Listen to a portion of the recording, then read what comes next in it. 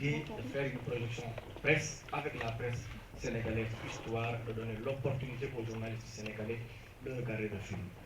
À présent, je vais introduire M. Abdelrahman Sissoko pour une introduction. Il va nous parler un peu de son film, il va nous parler de l'idée et l'originalité et de son film. Je rappelle aussi que le film va sortir officiellement le 11 octobre prochain dans 19 pays africains et dans 56 salles de cinéma.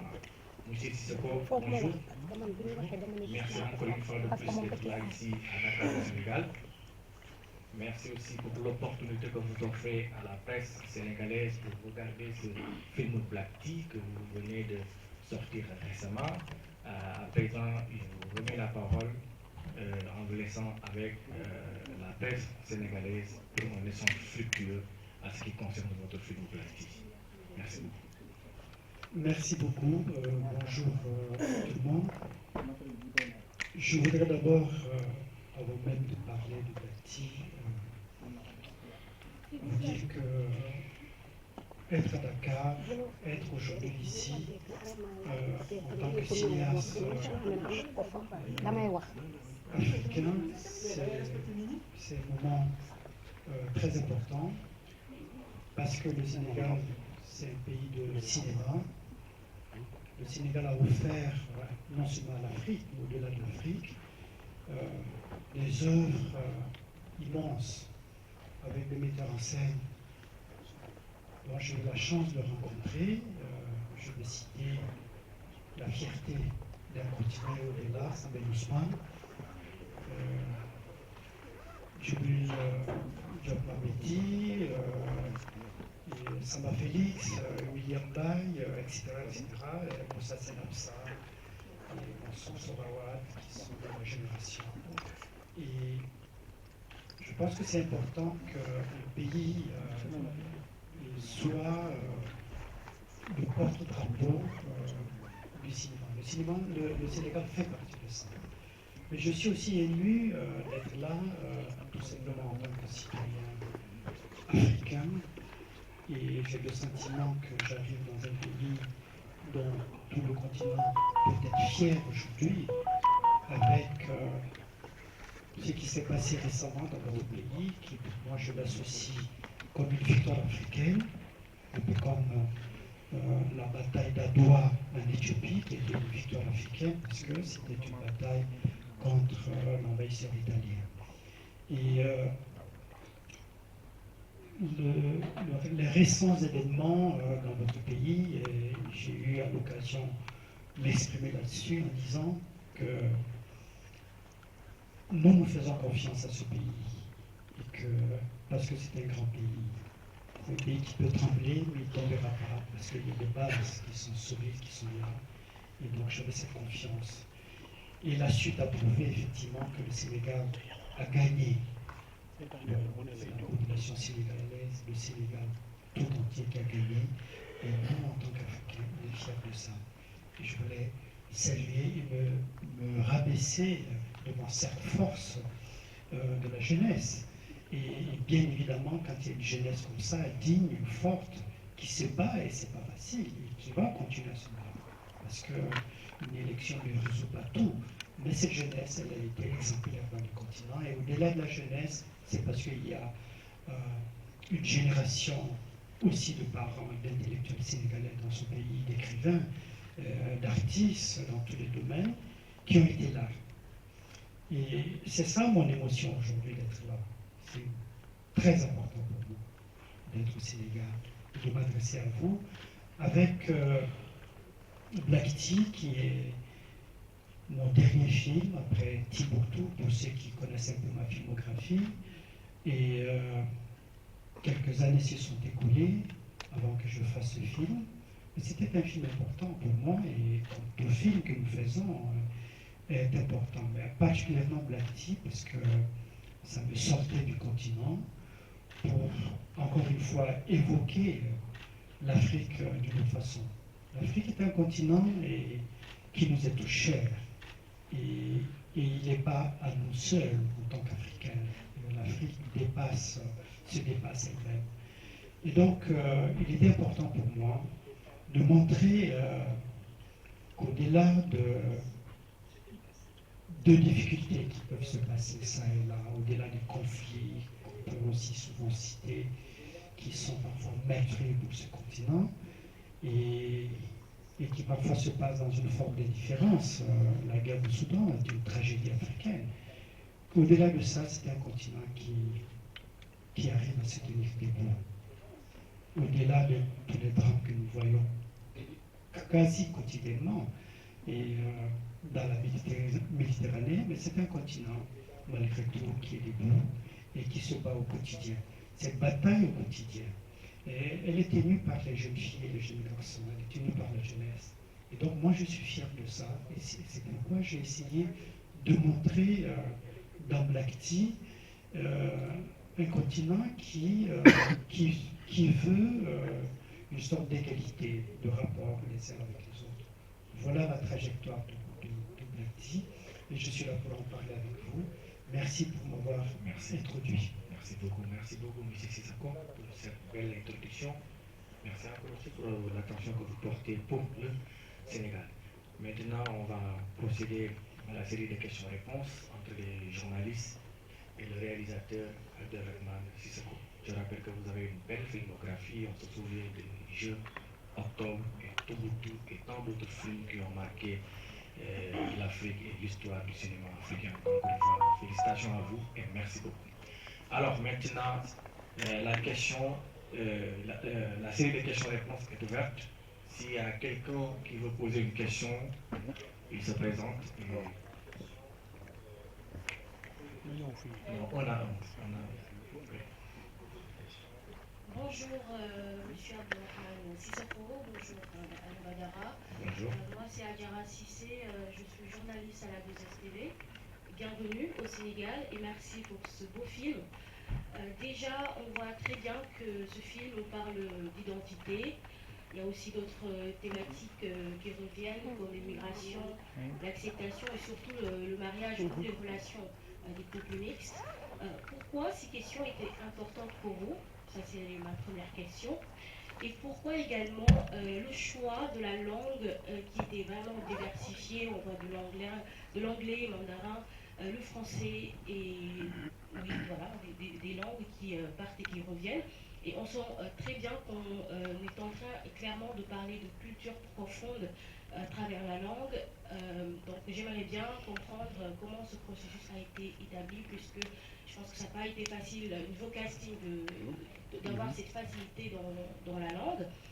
L'autre chose, c'est le thé, l'art du thé en Afrique, on le retrouve également. Ce thé qu'on boit, mais forcément l'art qui a été décrit dans ce film revient sur même ces pratiques qui se font ailleurs sur le continent africain et qui sont vraiment profonds. Donc merci. Merci beaucoup Adjara Sissé. Alors, M. Sissako. Merci beaucoup pour la question et qui est assez large.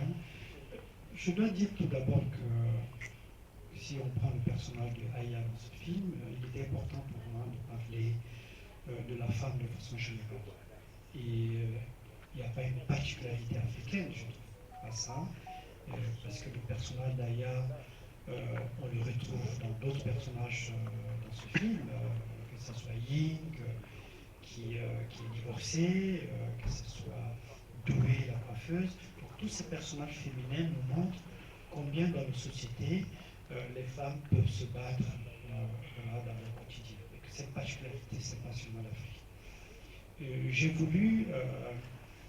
J'ai choisi cette aventure parce que, pour ceux qui connaissent En attendant le bonheur, un de mes films, dans En attendant le bonheur, il y a une petite séquence où on voit un Chinois qui est en Mauritanie, qui est un vendeur de petits objets, et on voit une scène où le Chinois dîne dans un petit restaurant avec une Africaine. Voilà. Et déjà, je voulais montrer que l'Afrique est aussi et d'abord une terre d'immigration. C'est-à-dire qu'on vient dans ce continent aussi, qu'il n'y a pas que l'Afrique qui part, qui quitte son continent pour aller ailleurs, que l'Afrique est réceptive des autres, et donc ce phénomène de la Chine, des Chinois qui s'installent, était quelque chose déjà en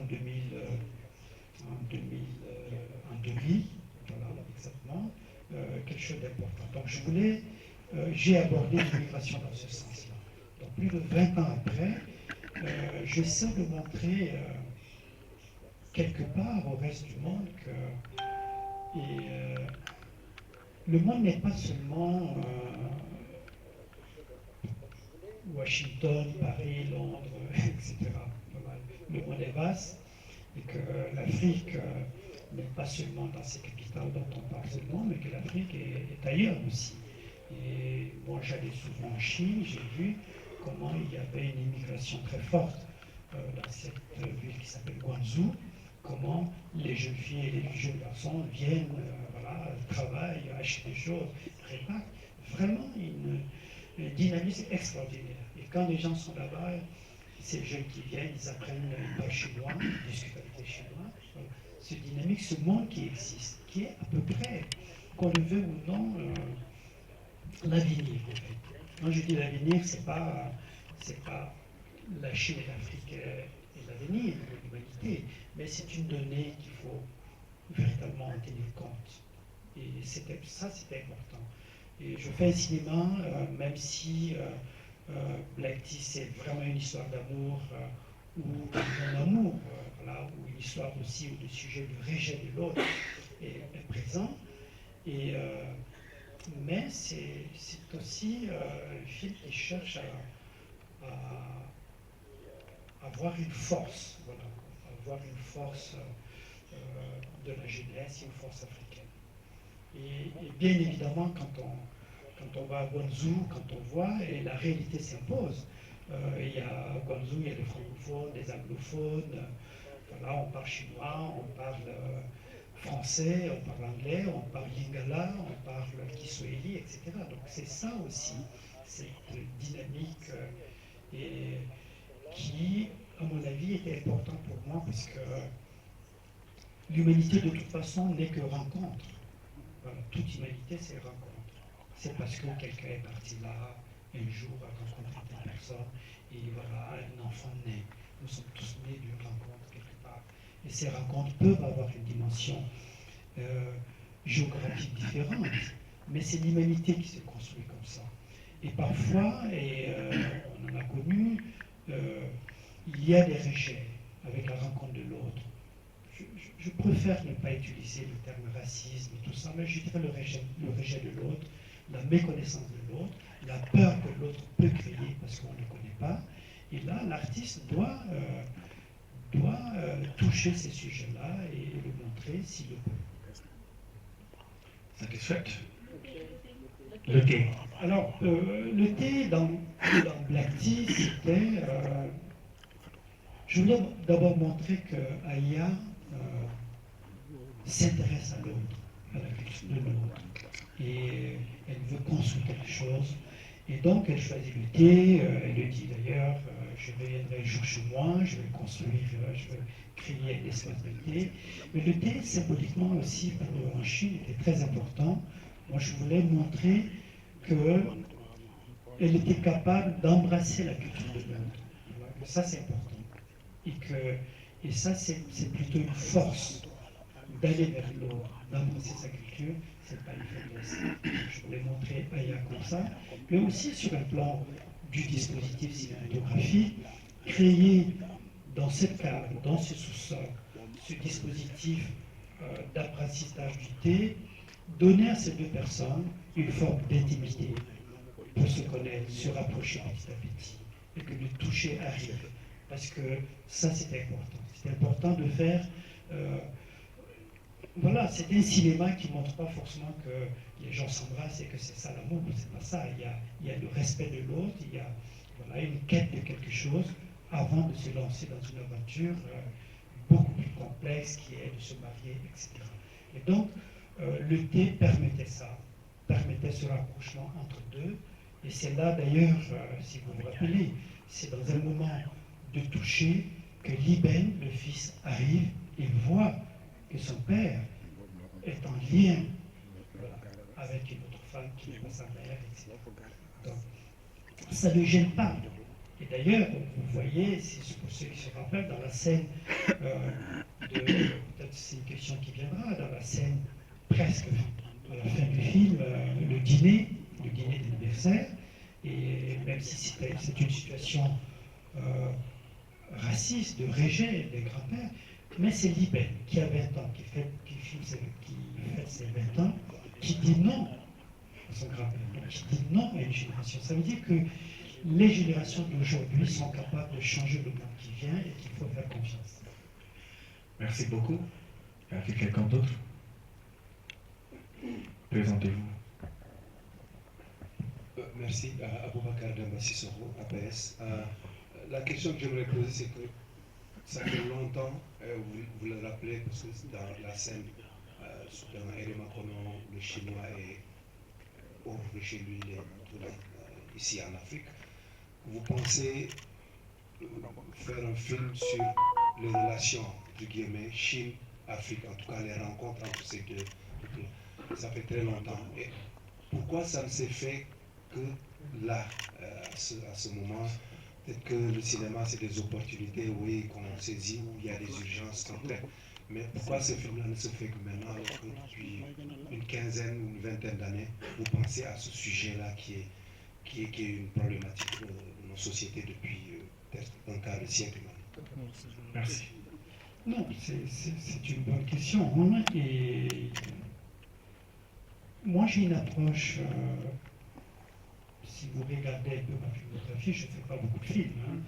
Je le fais tous les 6 ans, tous les 7 ans. Je vois qu'un acte cinématographique, c'est important.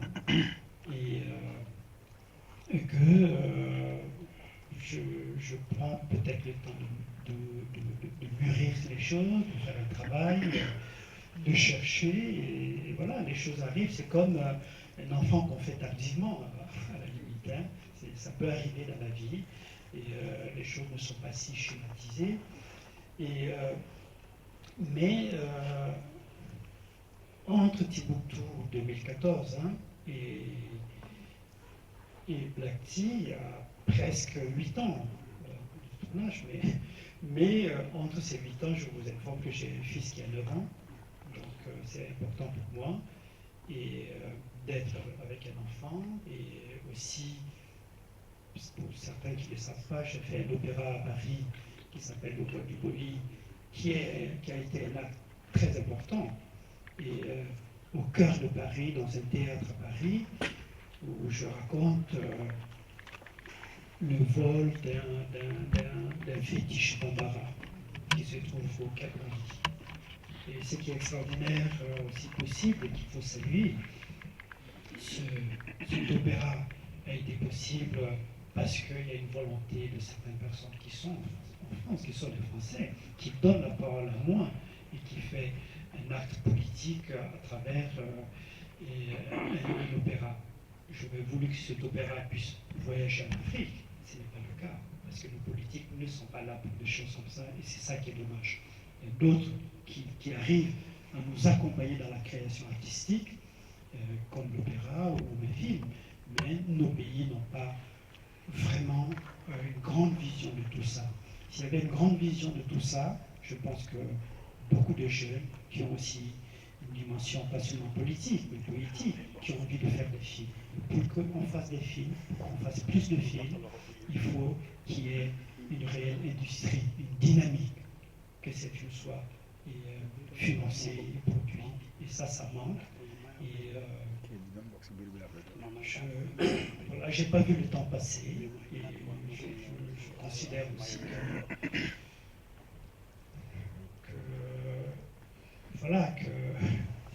je ne suis pas le seul porte-parole d'un continent, je ne me positionne pas comme ça. Mais j'ai des prises de parole, souvent, que je trouve important, et que quand on pose un acte, en tant qu'Africain, et que, parce qu'avec un cinéma absent dans le paysage mondial, et que nous, parfois, nous sommes obligés d'être politiques. Voilà, et de se positionner. Cela n'empêche pas que je suis très content que d'autres font des films qui sont différents, qui sont de la comédie, ou qui sont d'autres choses, ou des séries qui se font, et surtout les séries d'aujourd'hui qui sont extrêmement importantes pour l'Afrique, parce qu'on voit que depuis une dizaine, quinzaine d'années, nous racontons nos propres histoires et qui sont sur nos petits écrans. Il y a 20 ans, dans nos cours, on était là tous à regarder une série turque, ou une série mexicaine ou brésilienne. C'est des choses qui changent, qui évoluent. Donc il y a vraiment une place, voilà, de créativité, de création pour tous. Il suffit de s'y engager et de le dessiner. Merci beaucoup à vous, Papa Matisse, pour cette question. Il y a quelqu'un? Je ne vais pas suivre le micro.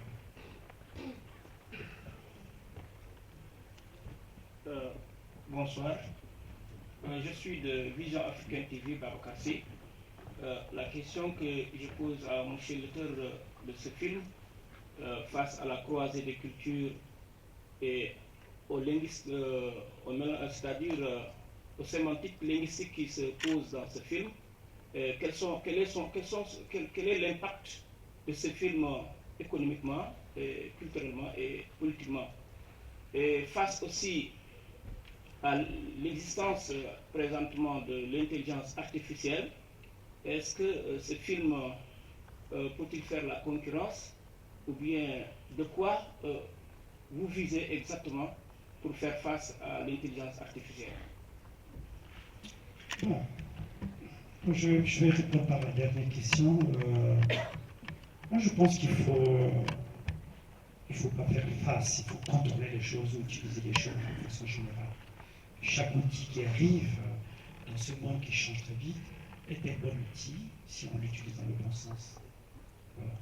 Et pour parler de l'impact du film, donc il vient de sortir, et je suis très heureux.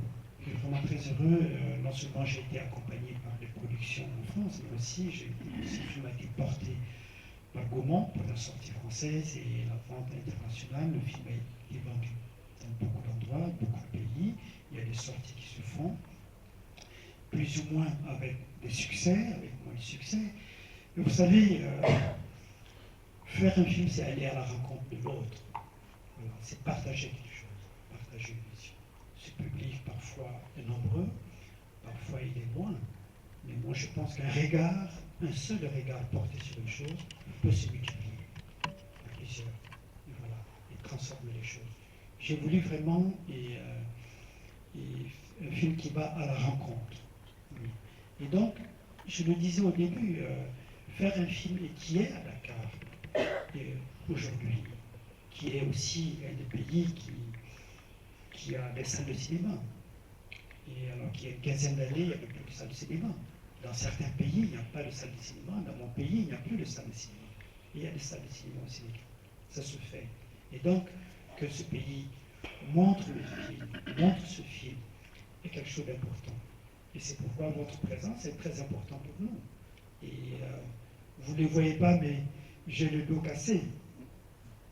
Mais je viens, je n'annule pas ce genre de voyage, je viens parce que je viens et je sais que je fais face à une presse qui s'intéresse aux choses qui ont du sens. Cette presse, elle est multiple et diverse. Et dans sa multiplicité, sa diversité, est une richesse. Alors, on prend ce qu'on prend, on laisse d'autres choses. Et donc, c'est très important. Je profite de ça pour rebondir sur votre question, en fait, pour juste compléter, parce que j'avais une idée et que j'avais perdue dans le fil lorsque je parlais de la scène d'anniversaire circonscrit, où on voit, où il y a le rejet, etc., et que Libelle prend la parole contre son grand-père. Il dit une chose qui est très importante et qu'il va falloir que vous relayez aussi dans ce film. Il dit, quand le grand-père parle de la route de la soie, il dit cette route de la soie, pour moi, elle n'a pas de sens si elle ne met pas les gens ensemble. Et c'est ça la réalité. Il ne faut pas que l'Afrique soit un terrain économique pour les autres, pour prendre seulement les choses. Nous avons longtemps souffert de ça et nous cherchons à changer ça.